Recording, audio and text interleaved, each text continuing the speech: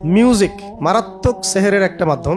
মিউজিকের সাথে যারা সম্পৃক্ত আছে তারা সেহেরগ্রস্ত হয়ে যেতে পারে, জাদুগ্রস্ত হয়ে যেতে পারে। এটা খুব সহজে।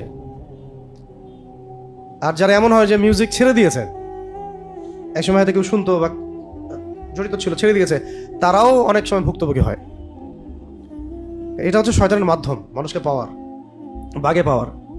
নেশা একটা হচ্ছে মাদক, নেশাদার দ্রব্যের সাথে যারা সম্পৃক্ত সেহেরগ্রস্ত হয়ে যাবে সহজে, জাদুগ্রস্ত হয়ে যেতে পারে। তো ডক্টরের কাছে গেলে বলবে মানসিক সমস্যা। মানসিক সমস্যা না, এটা সেহের আইন হাসাদ হয়েছে। ওই সেহের আইন হাসাদের মধ্য দিয়েই মানসিকভাবে সে ভারসাম্যহীন হয়ে গেছে। এগুলো মেয়েদের মধ্যে আরো অনেক বেশি লাগে। চলাফেরা বাইরে করলে, অসুস্থ অবস্থায় থাকলে, নাপাক অবস্থায় থাকলে, এই সময়গুলোতে মনে হয় যেন ইবলিসের দলবল ওদেরকে উপর আসার করে, পুরো ভারসাম্যহীন আচরণ করা শুরু করে এই সময়গুলোতে।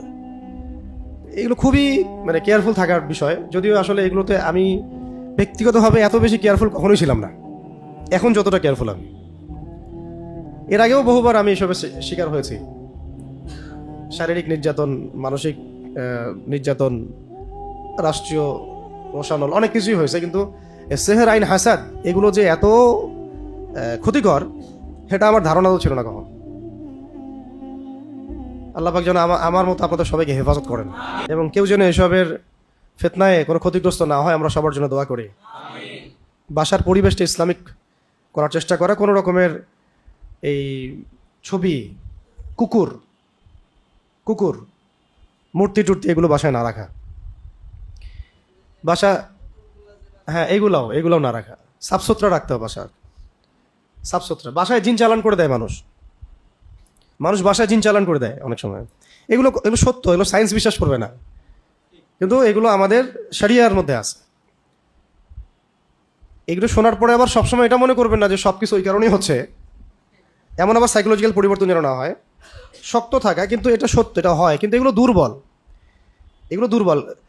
যার উপর যত শক্তিশালী সেহের আইন হাসাদ হয়, তার প্রতিক্রিয়াটা তত বেশি হয় এমন। আর এগুলোতে ইহুদিরা খুব পারদর্শী। এই তান্ত্রিকরা বেশিরভাগই বিধর্মী, খ্রিস্টান, বৌদ্ধ, তারপরে হিন্দু, এরা এগুলো বেশি করে। হ্যাঁ, এগুলো করে বেশি ওরা। আর এগুলোর ইফেক্টেড হয়ে যদি কেউ ডক্টরের কাছেও যায়, ডক্টর 3টা প্রশ্ন করে তারপরে ওকে অ্যান্টি ডিপ্রেশন একটা ওষুধ দিয়ে দিবে। মানসিক সমস্যা, আসলে ওই সমস্যার সলিউশন কি? সলিউশন তারা দিতে পারবে না এইভাবে। সলিউশন এখন দিতে কোরআন। সলিউশন কি? কোরআন, এইটাই সলিউশন। আর দোয়াগুলো সিজদা হালতে করাও খুব ভালো, এই সময় বেশি দোয়া কবুল হয়। আর দিনের একটা অংশে দোয়ার জন্য নিজেকে খালিজ করে নিতে হবে, যে এই সময়টাতে আমি দোয়া করবো শুধু। শেষ রাত হতে পারে, ফজরের পর হতে পারে, ইশরাকের আগে হতে পারে। যত দোয়া আল্লাহ পাকের কাছে হাত তুলে দোয়া করা।